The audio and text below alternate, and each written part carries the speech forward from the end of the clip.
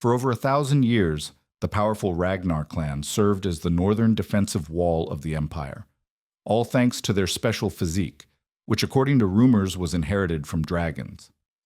Every member of the clan was born with exceptional magical power, endurance, and a talent for swordsmanship. Everyone received these abilities except for Theo, the MC of our story. Due to his lack of talent and abilities, everyone considered him a bastard and treated him like trash, even his sword teacher. And one day, when his family's estate was attacked, Theo was simply unable to do anything. He was mortally wounded when he finally realized who had attacked them. It's Randon. His master is the one who betrayed him. Randon laughs and says he watched Theo train every morning. All that efforts, all that struggles were completely pointless. No matter how hard Theo tried, he was never going anywhere. Then he swings his sword and cuts off Theo's arm. Blood pours out and Theo collapses, screaming. Rendam grabs him by the head and lifts him up, saying, "Everything happening right now is Theo's fault." He forces Theo to look at Rose's palace burning and tells him his family is dying because he's weak. Then someone drags over his mother's lifeless body and drops it in front of him. Randon coldly says her death is also on him. Broken, Theo still tries to fight back. He grabs his sword again and charges. Before he can reach Randon, another man throws a sword straight through Theo's body. He's sent flying and crashes to the ground. Renon casually apologizes, saying he just got carried away remembering the past. As Theo lies there, the world starts fading. He regrets his weakness, and then everything goes dark. But it doesn't end there. He regresses back in time with hidden traits and skills. Theo opens his eyes again, and standing right in front of him is that bastard Rendon again. It looks like they're in the middle of sword training. Randon tries to snap him back to reality for being so absent-minded, but Theo still has no clue what's going on. He wonders if he's having flashbacks of his life, and can't believe that the face he flashed back to is Randon's annoying mug. It feels like a cruel joke from the universe. Suddenly, a system window pops up in front of him and he stares at it completely clueless. The system window tells him to punch Randon in the face as part of his tutorial quest. At this point, Theo is more confused than ever about what the hell is happening. He wonders if this is how flashbacks are supposed to work. He also notices that Renon can't see this system window either. I guess Theo isn't complaining. He just drops his training stick, balls up his fist, and with all the power he can muster, lands a solid punch right on this bastard's face. When the punch connects, there's no change in Rendon's expression. He has no clue what this is trying to do. Meanwhile, our boy smirks to himself, thinking about how everything feels so damn realistic. Rendon finally responds to the punch in anger and throws a solid attack at Theo, sending him crashing backward. Theo is annoyed that he has to endure this pain in his flashback as well. Meanwhile, the bastard master just sighs and explains that he understands why Theo might be frustrated, especially with the awakening ceremony coming up soon and his lack of progress. But he still can't forgive a student who lashes out against their master. The mention of the awakening ceremony shocks Theo because that event happened almost 10 years before his death. Rendon keeps on berating him for his behavior and walks away, saying he'll see him in the next lesson. The other clan members snicker among themselves, thinking about how this imbecile is blaming his master when he's the real talentless. While his peers continually shower him with insults, Theo finally starts to understand what's going on. He begins scratching the ground and can feel it clearly beneath his fingers. Then he looks at the injury Randon inflicted on him, and the realistic sensation hits him hard. It becomes clear that he isn't just flashing back. He's actually come back 10 years in time to when he was only 17 years old. Right on cue, a system window pops up in front of him, congratulating him for successfully completing the tutorial quest. As a reward, Ragnar's talent has been activated. The system asks if he wants to receive the reward, and without hesitation, he presses yes. Arcane energy shimmers in the middle of his chest, as the system confirms that he has received his reward and that all his stats will now increase at an incredible speed. Back in the Rose Palace, we see that same filthy bastard is having tea with Theo's mother. He reports to her that he's never seen anyone as talentless as her son. But then he flashes a broad grin, saying that's precisely why he's here. The true teacher, Randon, will do his best to make Theo strong enough for the awakening ceremony in 5 months at least. The Lady of the Rose Palace, Cecilia Ragnar, says she'll happily leave him in Randon's capable hands. She also hands over a bag full of gold coins, telling him to give Theo a bit more attention. The filthy bastard takes the money and tries to reassure her that she doesn't have to worry. In response, she says she isn't worried at all because she believes in her Theo. Later, we see Randon walking down the corridor with the bag of money in his hand, grinning.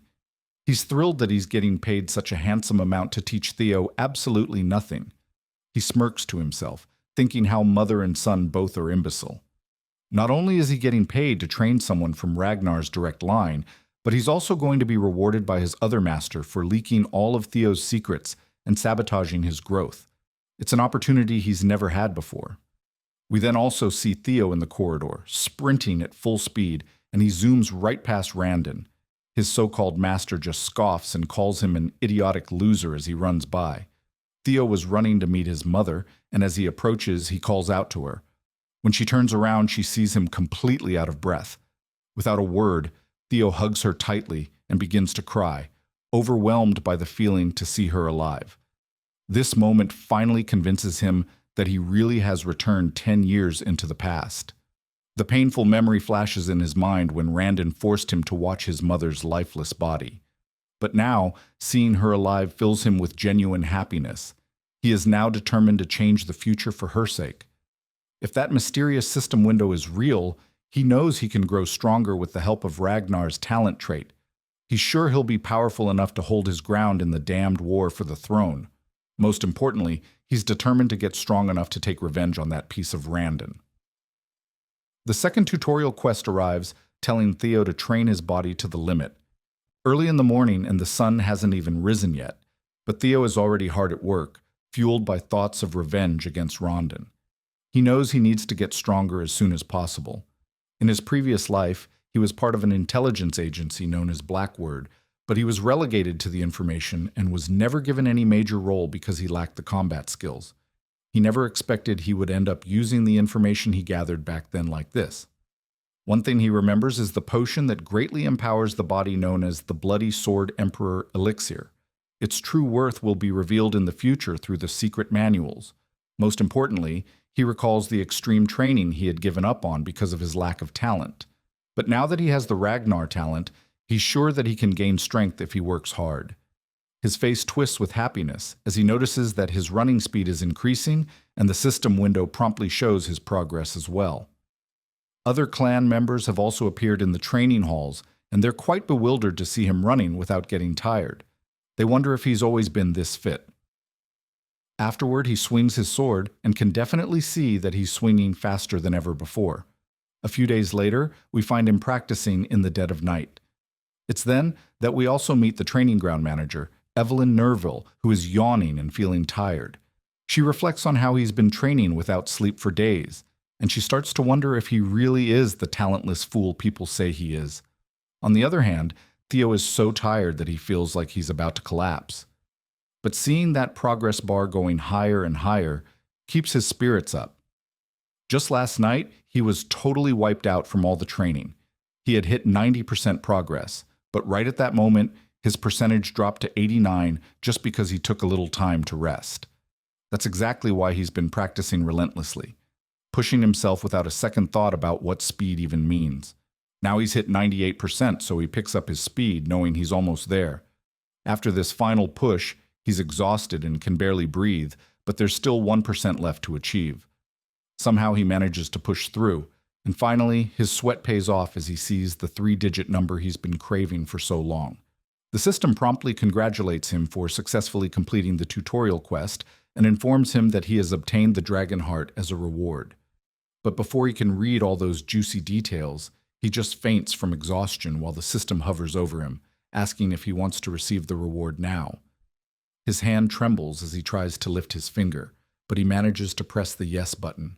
As soon as he receives the reward, a blue light engulfs him, and the hall manager watches in disbelief as he undergoes this power-up.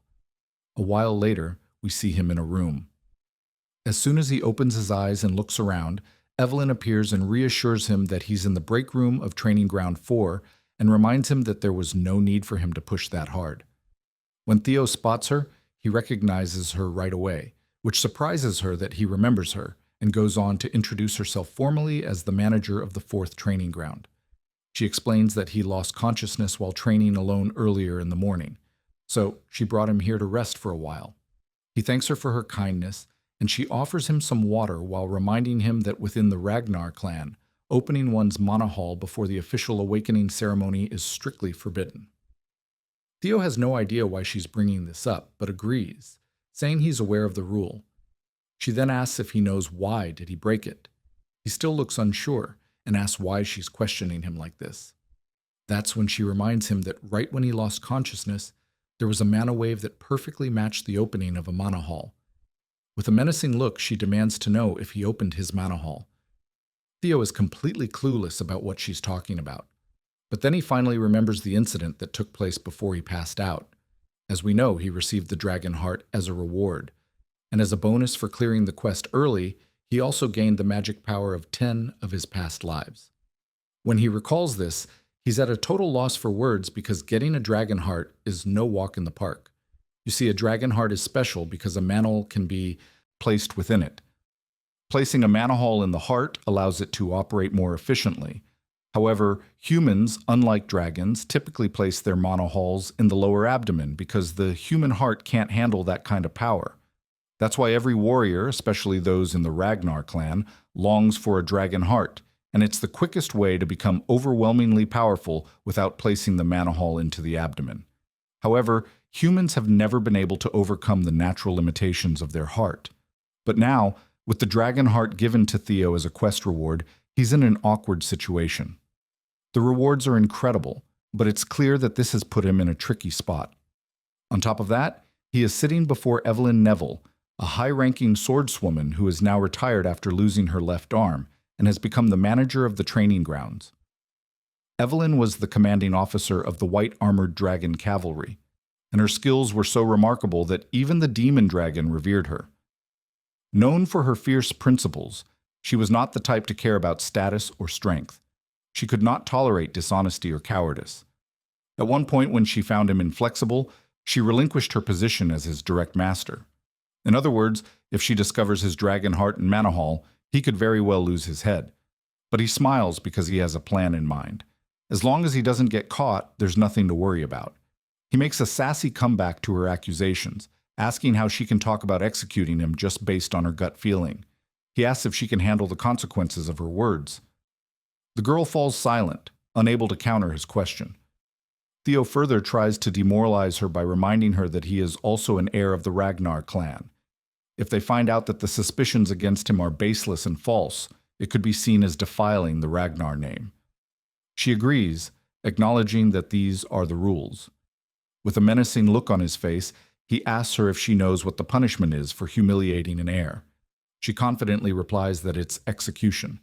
He's glad that she understands and tells her to think before she speaks. The lady is blown away to see this new side of him and wonders if this is the same person she knew. In any case, she's sure that what she saw was definitely a mana wave, so she decides to investigate further, even if he is of Ragnar's bloodline. Rules are rules, and she intends to hold him accountable. However, she soon realizes that he actually doesn't have a mana hall. Her expression quickly falls as she understands she might have been wrong. Theo just feels cocky and asks her if she's satisfied. Now, according to the rules, she sits down at his feet and without a shred of hesitation tells him to just execute her, claiming she will pay for her sins with her lowly life. As she bows her head lower and lower, he reveals to us that dragon hearts are different from ordinary mana halls. The existence of a dragon heart is essentially a mana hall that can be controlled freely by its user. In other words, he can hide his mana at will. Plus, the fact that humans can also possess a dragon heart will only be discovered a few years later. So, Theo is confident that no one can accuse him of having one. Instead of executing her, he places a reassuring hand on her back and tells her there's no need for that.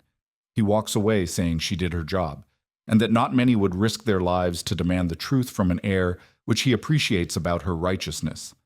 But the truth is, Theo just doesn't want to kill her because she is one of the strongest. Keeping her alive would benefit him in the long run. He then explains that the restriction on opening mana halls before the awakening ceremony is meant to prevent overflow. He's glad to see her concerned about someone like him who is a bastard of Ragnar, and with that, he leaves her sitting there quietly. Theo walks confidently, feeling on top of the world as he recalls that not only does he have the dragon heart, but he also gained 10 years' worth of magic power from his past life. A few days later, we run into this once again, screaming at Theo, telling him to swing a bit more to the right. It seems like Theo's pretending to be weak, and it's getting harder to listen to Randon insult him every chance he gets. Theo can't help but notice how this bastard is subtly, but deliberately teaching him weird sword techniques. He's becoming more certain that there's a mastermind behind Randon's actions, and he's convinced that the person who gave him that final blow in his previous life must be the true mastermind. Theo decides it's time to find out who that mastermind is, and a smirk spreads across his face as he realizes what he should do next. Random, meanwhile, keeps yelling at him, and that's when Theo snaps the stick he was holding in two. He lets this jerk know that he can't listen to his yapping anymore because his lessons are utter trash. He further asks this piece of work how he even became a mid-rank swordsman with the trash skills of his. To further provoke him, Theo reminds him that he'd probably struggle even against demonic beasts. Of course, Renon takes the bait and is fuming at this point, but Theo isn't backing down either. He strides toward the old man and makes it clear once again that his skills are pathetic. We soon learn that Theo's plan is to provoke Randon into resigning from his position. And if things go south with Randon, Theo is certain this bastard will contact his mastermind. The scene then transitions to Camellia Palace, where we see a man bursting into a pub with a big grin on his face. He calls out to someone named Axion and announces to everyone that the bastard of Ragnar is going to duel his master next week. The man in question, Axion, just sits there silently, unable to even lift his glass from the table. Meanwhile, the excited guy keeps going on about how Theo was blaming his instructor for his lack of talent and is confident that Theo will be left disabled after the duel. Suddenly, the glass Axion was holding smashes into the loud guy's face, knocking him out cold with a single hit. The guy is seriously pissed off and makes it clear that he doesn't care if some bastard ends up half disabled. Of course, he doesn't care. After all, he's just another Ragnar, specifically the Four Hounds of the North, Dark Tiger Axion Ragnar. The man standing next to him is Remington Narcio, one of the Four Hounds of the North, Silver Lion. Just then, another guy makes his entrance, and this pissed-off man is Ed Troven, the Nine-Dragon Sky Dragon. He looks particularly worried and says that things might go wrong if they let their guard down, but Axion reassures him that this is only true for people with talent, so they don't need to worry about Theo, who is essentially a muddle-headed nobody. However, Ed points out that with the Ragnar clan, unprecedented things can happen, even from the slightest possibility. Axion responds that it's actually a good thing that Theo's trying to mess with Rendon, which means that the instructor should be more than capable of handling our boy. A week later, people gather at Training Ground 4, and it's not just members of the clan. There are also other big shots in attendance. In the arena, we see Theo, who appears quite anxious, standing under the gaze of hundreds of spectators. He curses himself, recalling how he just wanted to get this fired after the humiliation. But things have spiraled out of control. However, he isn't too worried since this was supposed to happen, and he's fired up to get revenge on Rondon. The system notification confirms that his third tutorial quest is to fight Randon and win. We then flash back to a moment when Theo confronted Rondon about his pathetic skills, telling him that he's fired and can get lost. Randon tries to protest, claiming there's still time left on the contract, but Theo counters that since he's fired by the employer himself, there's nothing left to discuss. Theo would have loved to punch this bastard in the face, but he isn't sure about his abilities. On the other hand, Random can't afford to get fired since he hasn't accomplished his main goal yet. As he walks toward our boy trying to convince him otherwise, a system window flashes right before Theo's eyes, stating that he must fight and win against Randon. This blindsides him. And at the same moment, Evelyn Neville pops into the scene, encouraging Theo to resolve this matter the Ragnar way, which is the rule of the strong. A sword match will decide everything, eliminating the need for a tribunal. They should just follow the will of the victor. The old bastard finds his chance and quickly agrees that this is a brilliant idea to solve the dispute. This leaves Theo at a loss for what to do, while Evelyn keeps insisting that this is a great idea. However, Theo isn't so sure about it. He doesn't feel ready to beat this bastard yet. But eventually Theo finds himself confronting Rondon. The people in the crowd smirk among themselves, sharing how pathetic Theo is. They whisper that he doesn't even know how to swing his sword and are sure he's going to get crippled today because there's no way he can beat a mid-rank swordsman. Renan then cockily tells our hero that if he apologizes now, he'll pretend nothing happened as there's no need to risk his life over his pride. But Theo has sass for days and fires back, saying that Rondon should be the one apologizing. He warns the old bastard that if he doesn't want to become a one-armed swordsman, it would be best for him to accept that he's been fired and leave quietly. Renan simply smirks with a big grin on his face, thinking about how this fight is in his hands.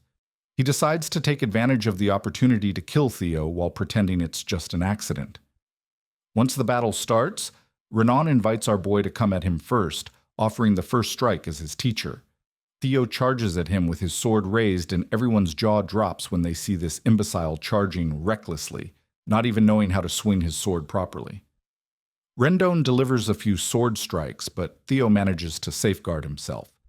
Meanwhile, the old bastard continues his barrage of swings. As he corners Theo, he thinks to himself that this is the obvious result. After all, Theo isn't even a low-ranked swordsman. He's an apprentice swordsman. He strongly believes that while Theo's skills may have improved slightly, it's still not enough. He admits that if Theo were at least at the level of the Four Hounds of the North, it would be a different story, but in his mind there's no way this imbecile from the Ragnar clan could ever beat him. The scene then transitions to a few days earlier where Theo turns to Evelyn and asks her what she was thinking when she suggested the match. She simply replies that she was trying to help him. If he wants to cut Rondon out, he needs to be strategic about it, as she strongly believes Renan has someone backing him up, so just firing him won't solve the problem. Theo asks her how she knows all this, to which she responds that it was obvious since Raindome was teaching him a bizarre sword style. She had someone secretly investigate him. Theo is bewildered to hear this. Evelyn didn't bother to catch this person in his past life, but now she's making an effort to expose him just because he caught her interest due to the Manahal incident. She explains that her investigation revealed that all of Rondon's traces lead back to Kamalea Palace. Well, this isn't surprising to Theo. He's more annoyed to realize that all of this is happening because of the miserable war for the throne. But then he quickly dispels his anger and annoyance, saying it's surprising she deduced this much. He explains that with his current skills, he's afraid he can't beat Rondon yet, so he asks her what she plans to do now. To this, Evelyn tells him that he can beat Rondon and advises him to stop underestimating his own potential too much. Back in the fight, Randon keeps throwing one blow after another, but Theo fends off all of these attacks as if they're no big deal. This is making Renan wonder what happened to this brat, as he's clearly not the Theo Ragnar he knew. The tables have completely turned, and now it's Rondon who's struggling. Everyone in the crowd can feel the constipation of defeat. We also see this hoodie guy Remington, and he is also his pants in some corner of the seating area, though I'm not entirely sure if he is Remington. Meanwhile, Evelyn is having the time of her life watching the fight. For some reason, she's really proud of him. Then the scene shifts to the past, and we find out that in just 1 week, she's the one who personally trained him. She admits it is technically against the rules for her to do so, but since Randon is a jerk, he doesn't deserve to be a teacher anyway. This revelation puts a smirk on our boy's face.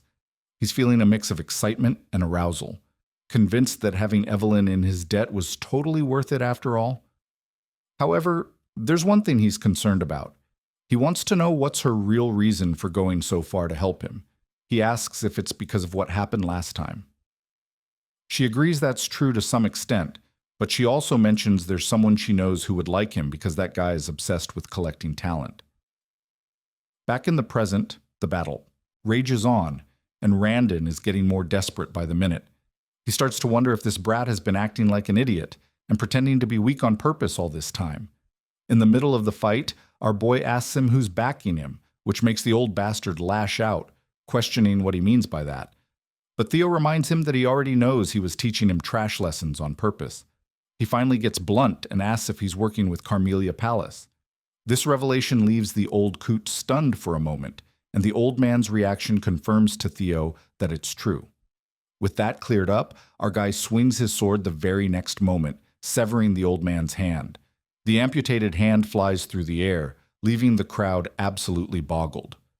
The wannabe teacher cries out in pain and starts cursing under his breath. Theo strides confidently toward this finally feeling like he's actually gotten stronger. He reminds this old bastard of the words he had said in his past life. It was his fault things had come to this because he had been a weak, talentless fool. With a menacing swing of his sword, Theo throws those same words in the old man's face, reminding him that he is the weakest one here. He tells the old man that given Ragnar's belief in the rule of the strong, someone as weak as him shouldn't have come here. Then, with one final swing, the sword comes down and this fucker's head rolls across the ground, leaving the blood splattering everywhere. The system window pops up promptly, congratulating him for successfully completing Tutorial Quest 3.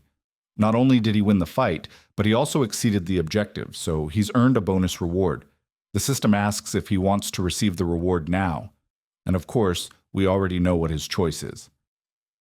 Everyone in the crowd has finally sharted their pants. It's mind-boggling to witness an apprentice swordsman just slaughter a mid-tier swordsman like that. Meanwhile, our guy's feeling like this old bastard was ridiculously weak. He's actually embarrassed that he ever suffered at the hands of someone like that in his past life. But hey, things are definitely different this time around. The system then reveals that the ability known as observation has been activated as a reward. And as an additional bonus, he's gained 1 year of magic power. That's when a man comes crashing down from the sky, slamming into the ground like a goddamn meteor. Before our boy can even react, this man shouts Theo's name as he grins widely. The man in question is none other than Julius Ragnar, the demon dragon and commander of the white-armored dragon cavalry. Theo is absolutely stunned to see him. He can't believe it's really him and starts wondering how long he's been watching this whole time. Meanwhile, the crowd starts losing their minds because this man is the commander of the white-armored dragon cavalry, and everyone's freaking out trying to figure out why someone of his rank is even here. I think this is the guy Evelyn was talking about, the one who likes collecting talent.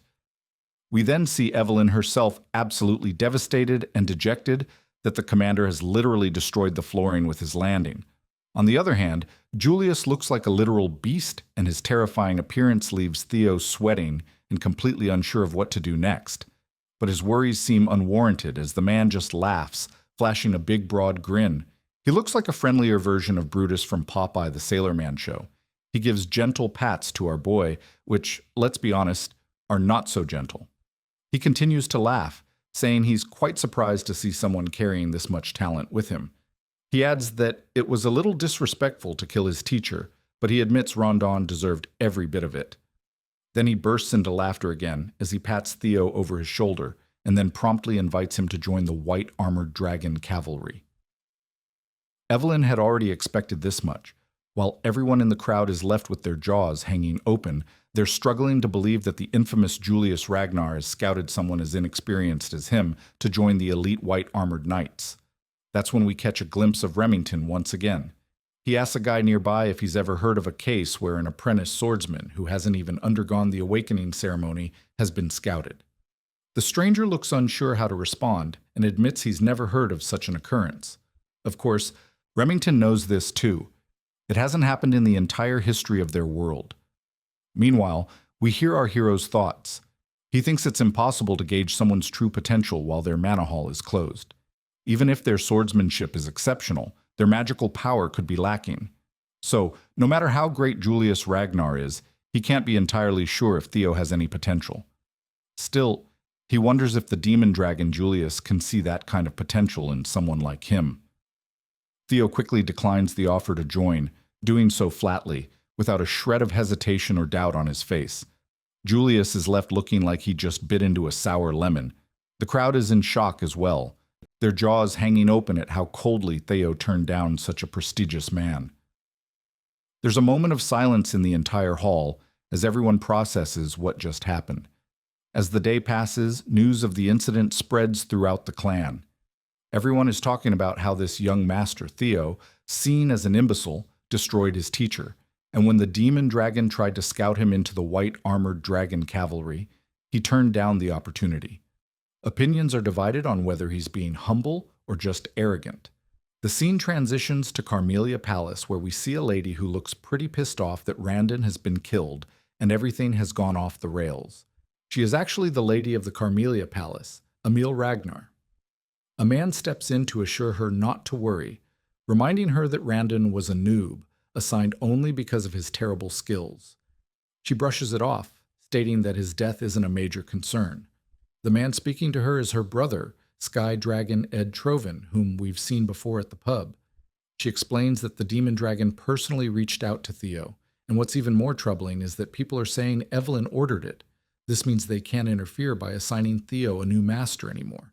If Theo starts to stand out, it'll become much harder to take control of the Rose Palace. At that moment, Axion enters the scene casually asking why they're so worried. He reassures them that there's no way the clan head will take an interest in this situation, and their plan can proceed as usual. Emil asks if he understands that the best way to take control of the Rose Palace without offending the clan leader is for Theo to remain powerless. Her son acknowledges this and says he knows it already, adding that he's certain Theo is still powerless. After all, how much could someone like him really have changed? He believes that Evelyn and the demon dragon have always been interested in underdogs, so there's no reason to make a big deal out of it. But Ed Troven isn't vibing with his nephew's nonchalance and warns him not to take the situation lightly. That's when Axion pulls out a letter and with a sly grin says that since his mother and uncle are so worried, he'll just play with Theo a little and remind him of his place. Later, the scene transitions to the training grounds where Evelyn is giving Theo props for his good practice session. He thanks her back, saying it's definitely different learning from a proper master like her. She then mentions that it would have been better if he had joined the white armored dragon cavalry, and she is curious about why he declined the offer. Theo thinks to himself before responding. He considers how it would be a lie to say he didn't regret rejecting that juicy offer since it was his dream in his past life. However, he just smirks, thinking that joining now would be detrimental for him. There's no reason to limit himself this early in the game. When he thinks about the privileges that will come with being at the top after the awakening ceremony, getting into the white armored dragon cavalry doesn't even compare. So he just smiles and says he didn't want to receive any special privileges and that he still feels he's not ready. He's satisfied just training with her for the awakening ceremony. Evelyn then reminds him that the commander will probably be disappointed after being rejected like that. At that moment, Theo decides to use his observation skill for the first time. He reads all of her stats, and without a doubt, she's a high-ranking swordswoman. He learns that she admires his humility and character, and she feels a sense of energy and purpose teaching him, which is something she hasn't felt in a long time. We also read that she misses the white armored dragon cavalry. Theo is thrilled to realize just how useful this observation skill is. He then squints a little and notes the last line about Evelyn missing the white armored dragon cavalry, which he finds quite surprising. That's when a guy enters the scene introducing himself as Tsibil Drea. He mentions that he's come from the Southern Inspection Post and has something he needs to discuss with Theo. Theo finds this guy a bit intimidating and isn't sure what this discussion's going to be about. He then decides to use his observation skill again, and he learns that Sibyl possesses a strong longing to spar with him. The revelation makes him sweat with anxiety, and he feels terrified at the thought of fighting someone with such a scary face. Right on cue, the system notification pops up showing the 4th tutorial quest. His main goal is to discard the title of Imbecile of Ragnar, and he has already made almost 28% progress. Sabila was quite frank with his intentions. He declared that he wanted to follow the young master Theo. He even honestly confessed that he was one part of the masses that just ignored the seemingly untalented Ragnar. He used to believe that the title of Ragnar's imbecile was a perfect fit. Theo appreciated the honesty, but he could not help but feel a little pissed off. The bastard was practically bad-mouthing him without realizing what he was saying. Gabil had a change of heart when he came to learn that the young master came out every morning to train harder than anyone else. Moreover, he was honored to see the results of such efforts in the fight against that fraud, Renan Harvey. Kabil reveled at the sight of the instructor's head flying in the air. He was astounded to see Theo's miraculous growth firsthand. The sight of demon dragon Julius Ragnar personally inviting the young master to the white-armored dragon cavalry was etched on his mind. Sybil proclaimed that Theo had become his idol from that point on. He wanted to give up on himself after being called the idiot of the Southern Inspection Office, but that changed when Theo appeared. All he wanted was the opportunity to clash swords with his hero. The young man's frankness was quite shocking. Usually Theo would doubt anyone's true intentions, but the observation skill showed the young man's true nature. Sabila held a strong respect for Theo, and all he really wanted was a spar. Everything points to him being genuine. It was a little unexpected, but Theo was pleased. After taking down Randon, and as the rumor of him receiving Lord Julius's attention spread, Theo thought that people with their debilitating inferiority complex would swarm to test him. He never expected that there would be people who would admire and willingly follow him instead. That means some people still have Ragnar's pride in their veins. This could work out perfectly, as Theo would need people he could trust in his circle too.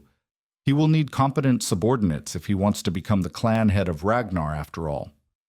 Furthermore, he could use this situation to progress the final tutorial quest to get rid of his imbecile title. It was a moniker that he had never been able to escape from in his past life. With the new opportunities that the system provides, he was determined to completely abandon the shameful title altogether.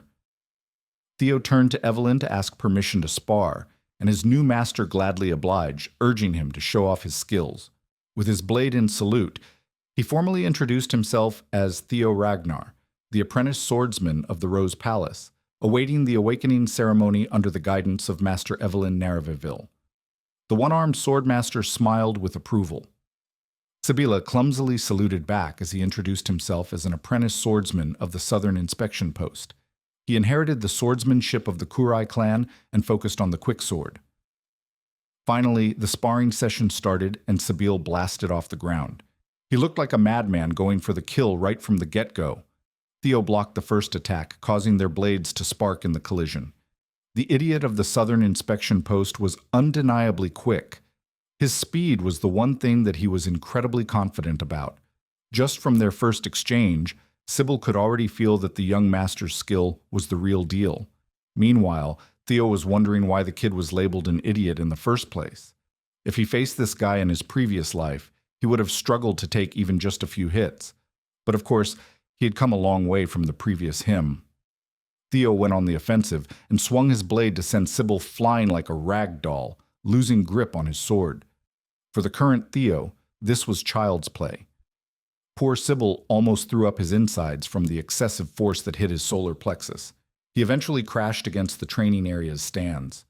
Fortunately, he wasn't gravely injured. Sybil tried his best to stand up and praise young Master Theo's mastery of the sword. He immediately conceded the loss with gratitude. Theo remained graceful in victory and saluted the young man, telling him that it was a good fight. While holding his sword in salute, he stared at his reflection from the dazzling blade. An idea struck his mind. Maybe he can also use the observation skill on himself. Upon activation, he discovered that it does work. His talents included observation, player, Ragnar, and a bunch more beyond his current access. He's a level 1 swordsman with balanced stats and an abnormally high 190 points in magic power. Now that he has finally perceived stat points, they will be notated with numbers from now on. Under talent, his abilities were on full display. Based on the currently locked slots, he can just keep doing quests to get at least 4 more. Being able to check his own stat values anytime he wanted was also a great discovery. Theo attributed his abnormally high magic power stat to his past life's magic and the dragon heart beating on his chest. What he did not like was his negative 49 points in luck. He wondered if he was cursed to have such an abysmal luck stat. Maybe all the misfortune he suffered in his previous life was all because of this rotten luck. He definitely needs to figure out a way to increase his luck as fast as he can. Theo was so focused on his spar and evaluating his status that he failed to notice the crowd of young men standing all around the arena. They have practically formed a circle surrounding him, their intentions unknown.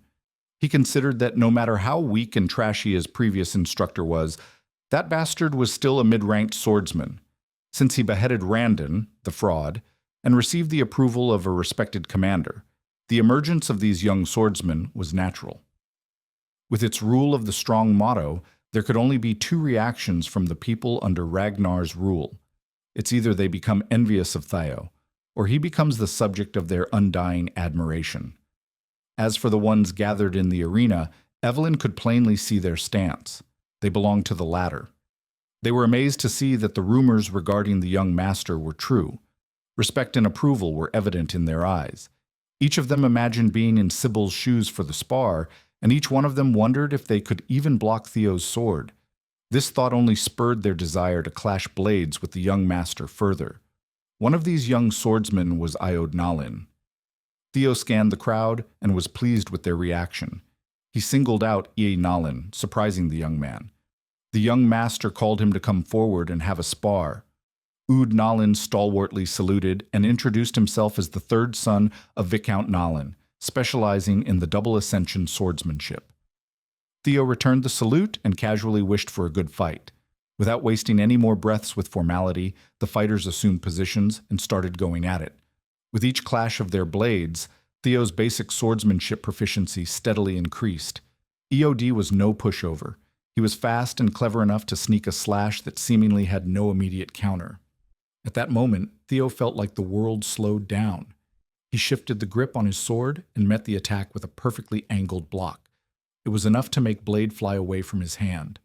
The crucial block increased Theo's proficiency in the changing heart swordsmanship. Odd was stripped of his sword. It was a clear and utter defeat in the hands of the young master. The young man acknowledged his loss and gave his eternal approval to Theo. Much to Theo's surprise, gaining EOD's approval also increased his luck. Maybe luck is tied to his reputation. If that was the case, he just found a method to remedy his abysmal luck. He could just keep on fighting until he literally turns his luck around. Next on the chopping block was Bernat Romero. That was an easy dub. With another gained approval, his luck increased by another 1 point. Then came Eric Moran. He put up a decent struggle, but it was a struggle nonetheless. Next was the approval of Manfred Nonbert. Without stopping his sparring onslaught, he wiped the floor with Manuel Noir. The thuggish-looking Viro Peranque did not even last a whole minute. After a while, Theo was wholly immersed in battle as he continued his winning streak with Daniel Riemann. By the time he was done with most of the young swordsmen, he was itching for more. He called the next challenger, but no one was stepping up to the plate. He fought so much to the point of near exhaustion, but upon checking his quest progress to escape the imbecile title, it had only progressed by 1%. Maybe it's because these people have already approved of him.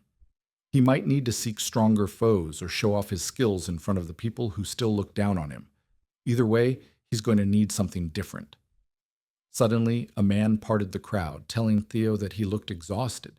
He argued that he'll rest when the need arises, but right now he can still fight. Since he claimed that he's still in shape to fight, the armored man dubbed as the Silver Lion, Remington Narcio, formally asked for a sparring match. Theo and the crowd of young swordsmen were not expecting so esteemed to show up. Remington's one of the Four Hounds of the North after all. The Four Hounds of the North consisted of Hulkus Lanka, Ray Ragnar, Remington Nario, and finally Shamalaya Palace's very own Axion Ragnar. They hold the title of the four strongest people within the Awakening Ceremony generation under the Ragnar clan. Remington Narcio claimed to have come early to observe the swordsmanship of the young lord before the Awakening ceremony. Saluting with a smile on his face, Remington thanked Theo for honoring his request. The Silver Lion is a talented sword genius with keen senses and an outstanding work ethic. Right now, he's just surprised at the appearance of an unexpected rival in the form of Theo. Theo Ragnar returned the salute with pride. This time, he introduced himself as the 31st son of the Great Guardian of the North, Kyle Ragnar. He never expected to meet, let alone spar with the sword genius Remington. He respected this man in his past life. When he stated that he was honored to be able to cross swords against the famed young deputy clan head of Narcio, he meant it. Immersed in the intoxicating vibe of fighting non-stop, Theo just wanted to show Remington his skills. Both of them are looking forward to a great fight. Theo watched as the silver lion's aura exploded to a terrifying degree, and he wondered if his current self could actually defeat Remington. Both fighters charged forward, their blades colliding and sparks flying. How strong could one of the four hounds of the North be? Each one of their clashes shook the stage fiercely. Theo kept his eyes on the prize as shards of steel flew all over the arena. Remington smiled as he did the same. One of the fighter swords was cleanly cut after sustaining quite a bit of wear and tear. Evelyn did not let her gaze wander as she watched closely. The young swordsmen who were defeated at the hands of Theo were speechless. In the middle of the deathly silent arena, the broken blade's clanging noise as it hit the ground reverberated. It was Theo's sword. In a single clash of sheer strength, Remington sliced his blade cleanly, stopping his attack inches away from lopping Theo's head off. To everyone who saw what happened, the result was clear. Young Master Theo lost. Sybil refused to believe that his idol would be trounced so quickly, but it was the obvious result. They resigned to the fact that no matter how much Theo had grown, it was still impossible for him to beat one of the four hounds. They were the strongest of the current generation for a reason. Sybil argued that the fighting spirit Theo demonstrated was more than enough to admire. Much to every bystander's surprise, the White Lion suddenly declared that the duel was his loss. He respectfully saluted Theo. His form was impeccable as he humbly thanked the young lord for the duel. Remington asserted that Theo's sword was already worn out by the time they started, not to mention the fatigue he was feeling after multiple fights. Theo insisted that on a battlefield no one would offer such considerations, so he already accepted his defeat the moment he lost his blade. Remington returned with an understanding smile. The White Lion and the imbecile shook hands. A more profound respect for one another formed between the unlikely tandem. Remington genuinely hoped that they could have a proper duel in a more ideal setting next time, and Theo did too. Everyone watched in surprise as Theo was acknowledged by one of the four hounds, thinking that the young master really was built different. The duel with Remington raised his quest progress up to 35%. A massive jump, all things considered. Evelyn sighed in relief from the sidelines. This could not have ended more perfectly. Theo finally had a gauge of just how strong the hounds were thanks to Remington's display of power. By obtaining talent and secret manuals through quests, Theo had become incomparably stronger than he was in the past, but he felt true power the moment he crossed blades with the White Lion. He was reminded that he's still greatly lacking in a lot of aspects. It was a shame that the duel fizzled out thanks to his current condition, but he still gained a lot from the brief exchange. His luck increased by 10, and his reputation has dramatically improved. As for the quest, he's still a long way from finishing it all at once, so he might have to actively look for other methods. He needs to set a stage to gain approval. Remington confessed that he did not come to this place for a simple duel. He actually wanted to extend an important letter to Theo. It was a formal invitation to the so-called Scaled Dragon Society. Just hearing the name of the Scaled Dragon Society made all the young swordsmen's blood rush to their heads. It's a high society group with an exhaustive selection process. Furthermore, Remington himself was inviting the young master. To be invited to the Scaled Dragon Society was an honor for any rising star. Theo modestly asked if it would really be okay for him to be admitted to the club. The White Lion hurriedly assured him that he was more than qualified. Besides, he insisted that it was not that serious of a group in the first place. Most of the prominent members simply view it as a social group for peers waiting for the upcoming awakening ceremony. Theo can't discern if Remington had ulterior motives for this invite, but he knows that the Scaled Dragon Society is currently centered around his half-brother, Axion. It's a gathering filled with snakes who look at him with contempt and ridicule. That also made it the perfect environment for Theo to progress in his quest. In addition, it would allow him to do some recon on Axion and the Camellia Palace. Seeing no reason to refuse, Theo took the letter of invitation and formally thanked Remington for going out of his way. He promised to participate and enter the den of his enemies. Remington happily shook his hands, glad to have roped in another rising star. He also told Theo to never hesitate to ask him about anything. The meeting will be in 2 weeks, so that's all the time he has to prepare and set up a plan. Evelyn took a drag of her cigarette, seemingly worried about his new disciple. Moments later, The news of Theo getting invited to the high society gathering reached the Rose Palace. Theo's mom, Cecilia, burst into his room with an excited smile plastered on her face. He was just about to personally deliver the news, but that doesn't seem necessary anymore. Cecilia had already gathered the palace's grooming team to his room. Since he had been invited to participate in something significant for the first time, his mom was naturally excited. It was a club featuring Axion, the son of that cunning Amal, and brilliant talents like Remington. The youngsters even garner attention from the council itself. Cecilia knew that everything from how Theo dresses to how he composes himself would be under close scrutiny. She took out a tape measure and started taking Theo's sizes.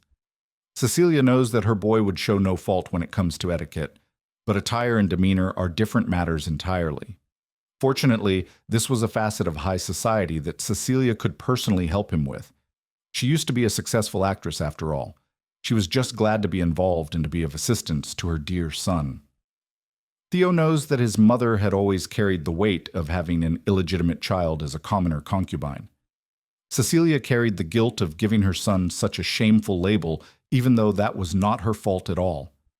In the cold Ragnar clan, where strength trumps all, he could only imagine how hard it must have been for her to have such a weak child in the past life.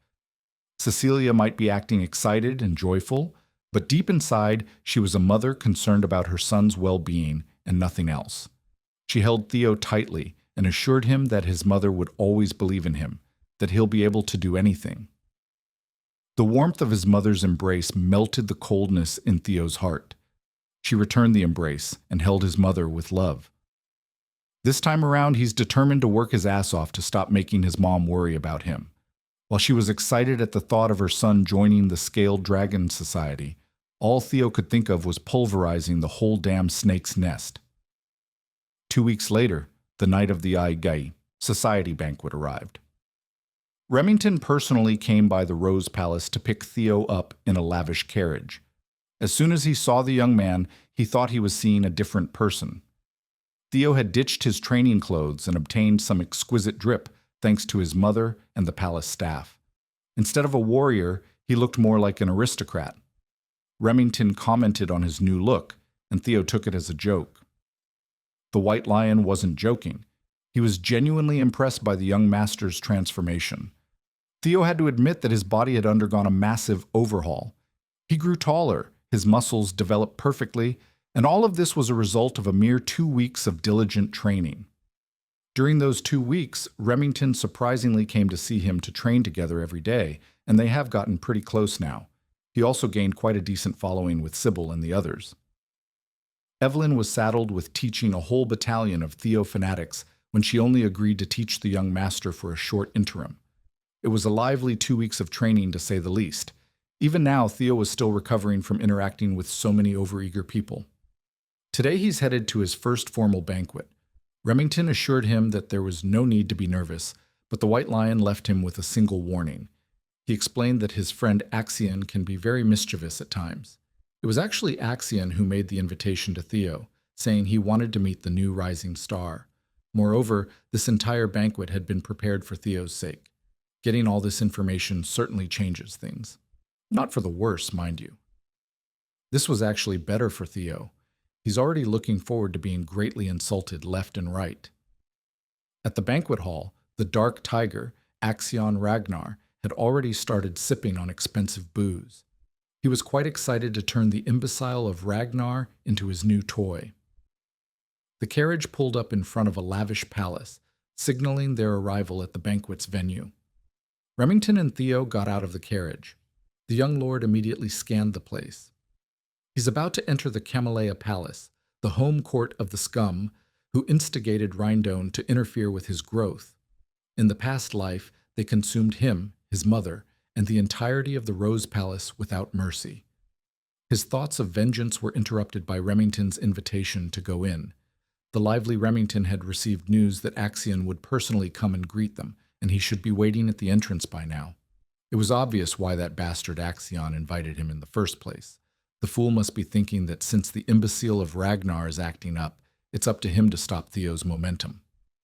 But the young master did not willingly come inside the snake's nest without a plan either. He will make Axion understand just who he's trying to mess with. As they got close to the palace, Theo stopped in his tracks as soon as he saw something in the corner of his eye. Up on the higher floor of Camilla Palace, the bizarre blue light of a system quest called to him. He was momentarily distracted by a possible quest inside the palace, so he didn't notice something rapidly descending in his position.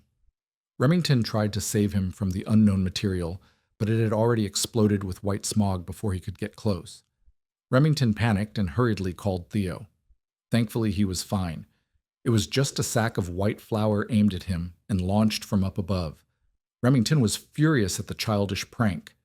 Theo acknowledged that he would not have been able to dodge, and the outfit his mom painstakingly made would have been ruined if this was his previous life.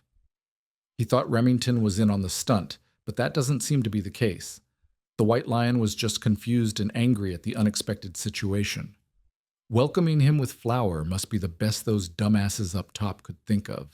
The one stupid enough to think of something so immature must be those smug nobles watching from the windows. A familiar voice parted the nobles out of the way and asserted that this was just a little greeting between friends. A basic courtesy, if you will. Remington wasn't having any of it, though. He really was angry. Axion finally showed his smug face as he insisted that he was just extending a fun greeting to his brother Theo.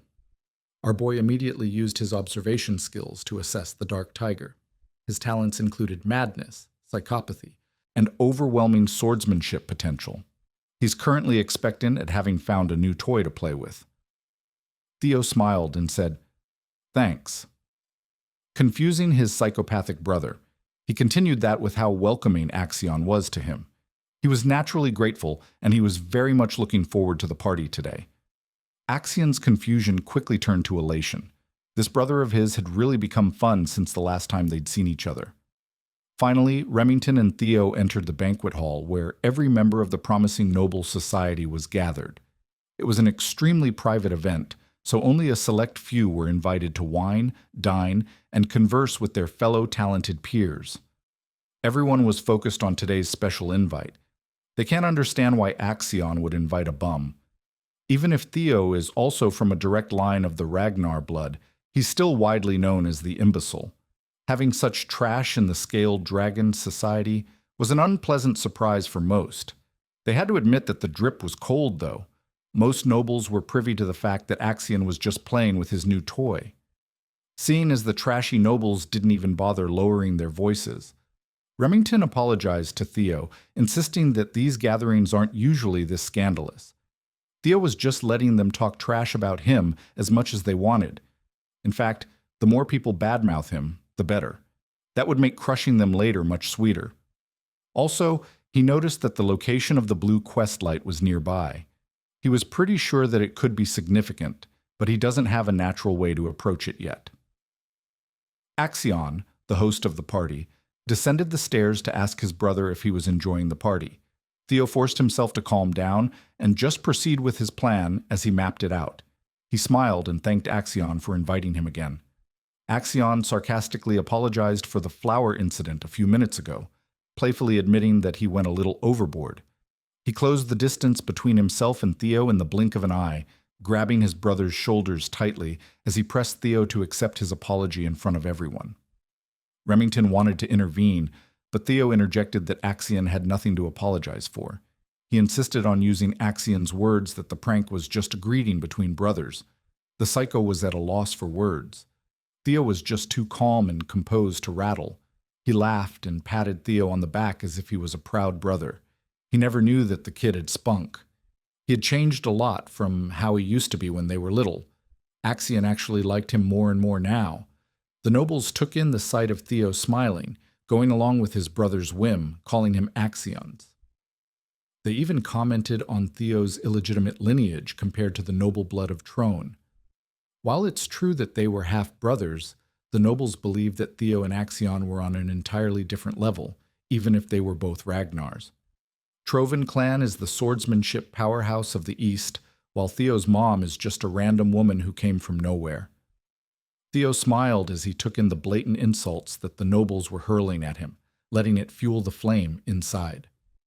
One thing the nobles were confused about was Remington's closeness with the imbecile. they started extending the insults to Remington, calling him an illegitimate son of the Narcio family.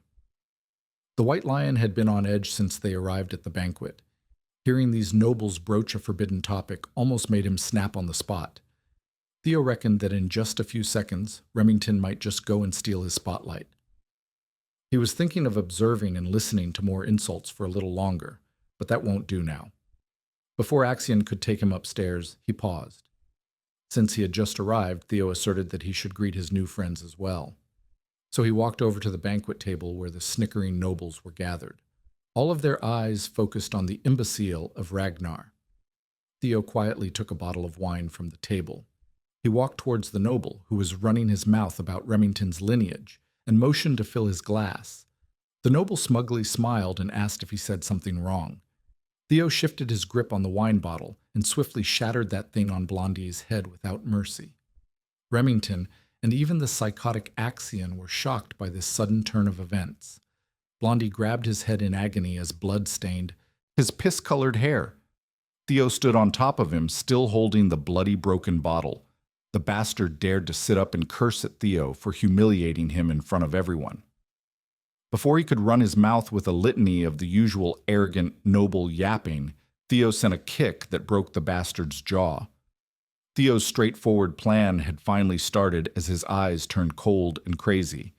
He insisted that he was just giving Blondie a little greeting only to get a hurtful response back. The other nobles stopped in their tracks, scared and confused by what was happening.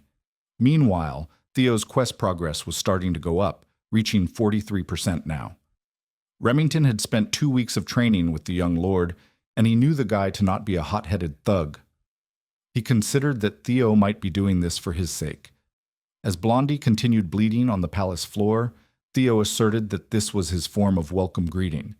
He stepped over Blondie's arm and situated the noble's limp body on top of a platform while slowly applying pressure. Since he sent his hellos already, it's time to say goodbyes now. Blondie desperately shouted for him to wait and stop what he was about to do. To no avail, Theo stomped on the bastard's arm and completely shattered Blondie's bones, sending a horrifying cracking sound all over the banquet hall. The nobles who were running their mouths freely just a few minutes ago were stunned and tongue-tied at the ruthless display of punishment. That little breaking bone act raised Theo's quest progress to 58%. Blondie passed out from shock and agony, his drool staining the palace carpets. As Theo discarded the limp body like the trash that it was, he asked the crowd if anybody else wanted to say hello. His intimidating actions pushed the quest progress to 66%. Suddenly, knights that had been hiding from the shadows made their entrance and surrounded Theo from all sides. They drew their blades and focused on neutralizing the threat at hand. 4 blades surrounded Theo, trapping him in place. The knights wanted payback for the sin of hurting their young master. They asserted that the punishment for such vile actions must be death. Theo smiled as his plan just kept on getting better. He asked the knights, "Who's the guy he just trashed?" They answered that Blondie was the 3rd young master of the Hanavi clan, young master Ian Hanavi. Theo was amused by their confident answer. The Hanavi clan is one of the 6 snow clans that support Ragnar. He knew that the bodyguard knights of these spoiled nobles would not be able to sit by and watch the whole time. They always look down on the imbecile if he starts acting up. So Theo asked the knights what the problem would be if he roughed up their young master. With a deep sense of pride imbued in his voice, he asked them if the dogs of one of Ragnar's bannerman clans dared demand his death. Can they really take responsibility for threatening Kyle Ragnar's bloodline? He's not one to tolerate disrespect after all. The knights felt their grips on their swords loosen upon hearing Theo's threat. Their anger for watching their young master ruined was replaced by the innate fear they had for the Ragnar clan. In addition, the oppressive aura the young man was emitting was suffocating them. This was not the imbecile of Ragnar that they knew and routinely made fun of. Now that they're thinking about it, Theo also has the right of succession to the throne as a direct blood of Ragnar. On top of that, Ragnar is the Lord of the North, the overseer who reigns over the 6 snow clans. To declare death to the blood of the dragon is not something that any sane person should do. It is a sin for which the destruction of an entire insignificant snow clan would not even be considered unreasonable. That protection and prestige haven't been applicable to Theo for such a long time as a useless descendant that most people forget. But that won't do anymore. All 4 knights knew that they had made a colossal blunder, and they needed to apologize. But Theo had already issued the kill order to a mysterious presence lurking nearby. The swift glint of a blade blinded everyone with its speed. The next thing you know, 4 severed heads were already flying in the air, night blood staining the palace floor. Theo was as calm as the eye of a storm as the blood of his enemies swirled around him. The mysterious presence he ordered to slaughter the knights steadily landed on the carpet full of grace. It was none other than his master, Evelyn Naravel herself. With more blood spilling all over the place, the arrogant nobles finally felt the threat looming over their heads. This is not a joke anymore. Theo's quest to escape the imbecile of Ragnar title had reached 70% completion. Axion had no choice but to watch as his banquet turned to Theo's show of force and dominance. Evelyn looked at his disciple and asked when he realized that she was tailing him. Well, it was a given, really. He doesn't exactly know why she followed him all the way to Chamelia Palace, but thanks to her, Theo will be able to turn the tables on these morons without worry. As the crowd was stunned into silence, they seemingly waited for Theo's next action. The night before the banquet, Commander Julius paid Evelyn a secret visit. He came to rag on her about not taking in any more disciples, yet diligently training her new student every day. Evelyn must have gotten used to this brute sneaking into her quarters, as she didn't even want to entertain his games. Recently, Julius's only joy in life has been tormenting his former comrade. That includes raiding her expensive wine stash for his own enjoyment. Tonight, Commander Julius really wanted to hear just what Evelyn saw in the kid. She knew that taking the bottle away from the brute's hand was impossible. Now, Evelyn answered that Theo was simply beyond expectations. Considering his attitude about honing his craft and talent, he's truly among the best ones she has ever taught. Considering that even Axion passed through her hands, that's a bold claim. Evelyn did not mince her words. Considering Theo's potential, she could confidently say that he was beyond that of even young Master Axion. She sincerely insisted that she was not just speaking empty words. Well, Julius always trusted her eyes for talent. She had 2, while he only had 1, after all. Julius reckoned that a person cannot change so drastically overnight. So, the most reasonable explanation for Theo's case was that the kid hid his strength all this time for some reason. Admittedly, it was odd to believe that someone would do that for such a long time only to start suddenly showing it off now. As a trainer, Evelyn believes that being hasty in one's steps makes one bound to trip and fall. But what she saw in Theo was different. It seemed like he was being chased by something intangible, like he was pushing himself out of fear. That's also why she's worried about his attendance at this Scale Dragon Society.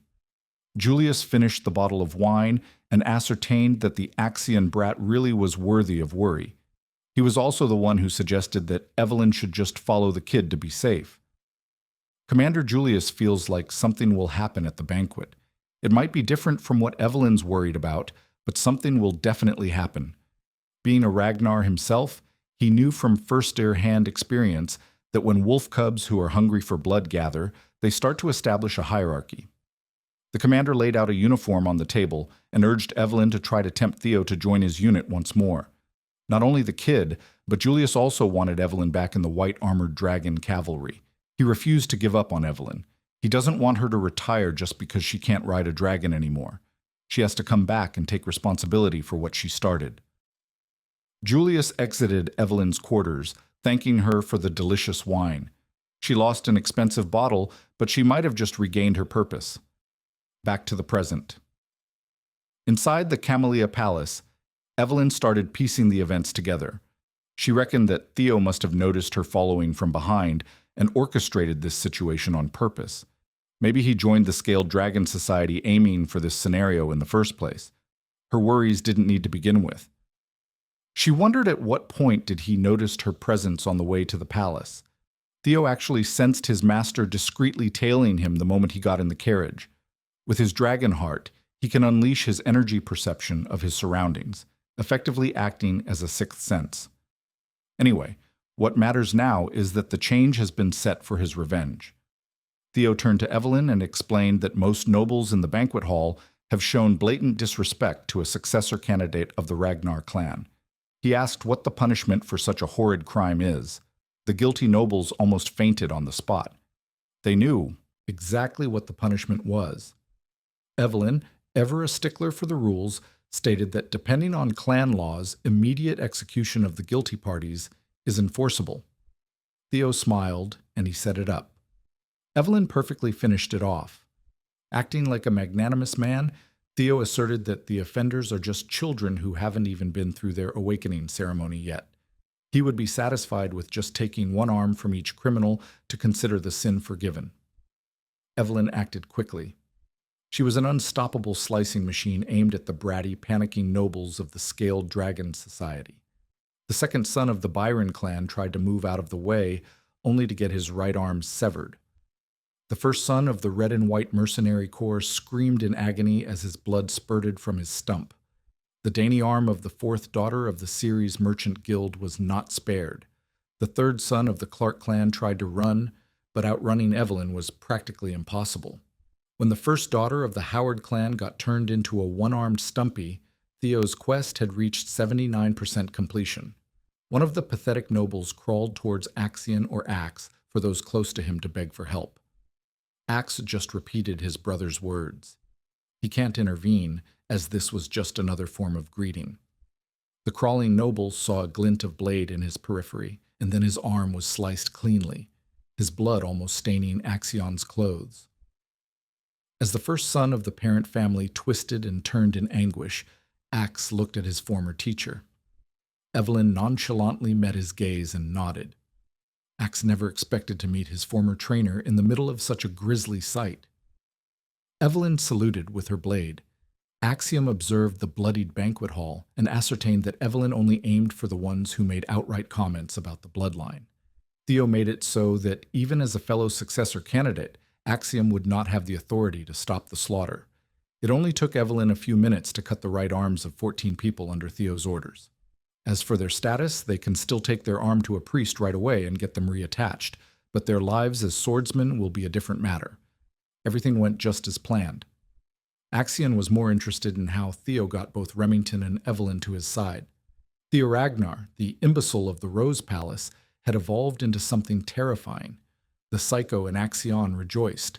He really wanted to crush this brother under his foot. Since he had finished what he set out to do, Theo called Evelyn and Remington to leave the premises. They slowly made their way out of the palace with the frightened stares of the remaining nobles fixed on Theo. The brothers stared at one another's eyes. They didn't need to say a word. But before they departed, Theo grabbed Axion's arm. He gripped tightly, tight enough to wrinkle his brother's suit. After a quick second, Theo let go and waved goodbye, telling Axion that he had a ton of fun in this bloody banquet. The final tutorial quest to escape the imbecile of Ragnar title was finally completed. Axion was fuming. He wanted to make a move right then and there, but he knew it wouldn't be wise.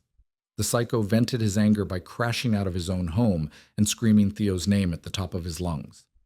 With all the tutorial quests finished, no one would dare to call Theo the imbecile of the family. The tutorial is finished, but his true revenge is only getting started. His reward for literally changing his public perception was an experience elixir, a tonic that instantly raises one's level by 5 if the user is below level 30. News of the bloodshed quickly reached the ears of other palaces. Anyone would be shocked to hear that Axion's prestigious Scale Dragon Society was torn limb from limb, literally and figuratively. As for Theo, he was on a very celebratory move after flexing on those nobles. His subordinates took him to a pub in celebration of his flashy and gory high society debut. Every one of his followers was there. Even Evelyn stopped by to get some drinks. He wondered how the Scaled Dragon Society was feeling after being done in by a man they loved to call an imbecile. Inside the Camellia Palace, Emil Ragnar is in disbelief after learning that not only did they give the MC justification for his actions, but he also chopped off everyone's arms in front of Axion. Axion answers positively, which makes her feel frustrated since it makes no sense to her, and she remembers warning Axion beforehand not to take things so lightly. She is disappointed to hear that they didn't just try pressuring him into submission, but have given our boy complete authority to go wild. Axion tries to defend himself and tells her that once Theo gets recognition, it will be hard to conquer the Rose Palace, assuring her not to worry. However, she tells him to reflect on his actions and doesn't agree to listen to him any further. She points out his mistakes, which almost caused their great plan to get ruined. Axion decides to listen to her and leaves. Emmy wonders who Axion takes after to be so obnoxious. Ed Trovan replies that Axion resembles her when she was young. She's not in the mood to joke around, so he apologizes and assures her that the incident might not be worth worrying about so much. He explains that the Rose Palace has been a part of the clan head's harem, so it's very difficult to get its ownership. Even though it has been outside of the clan leader interest, since it's a place where Rifra gathers, it still has the support of the clan leader himself.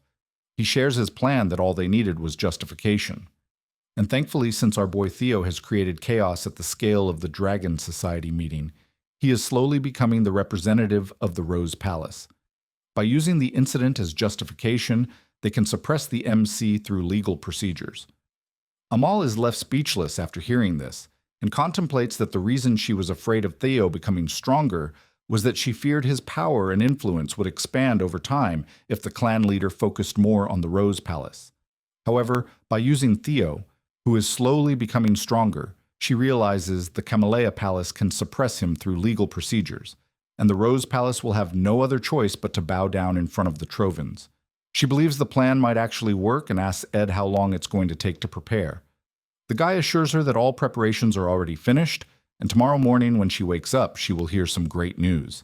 He comforts her and tells Isla that she can enjoy a bath and sleep well for the night, while sharing that he has prepared an aromatic candle for her from the South Akron volcanic region.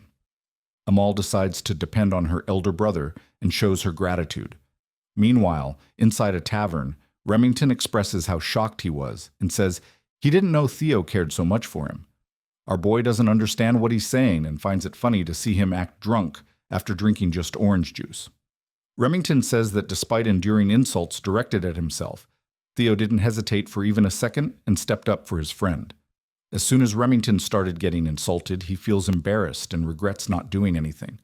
Remington looks at the MC and feels surprised that Theo has been enduring the times when everyone looked down on him and saw him as an untalented, useless child. But he still ended up not giving up and becoming stronger.